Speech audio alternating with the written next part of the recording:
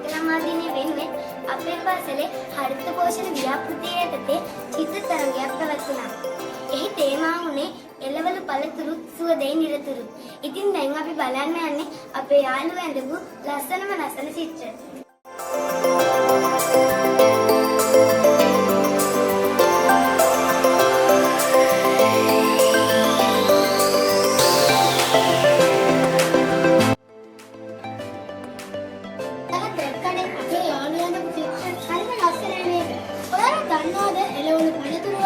Vitamin කන්තිලවන වගේ දේවල් විතරක් නෙමෙයි.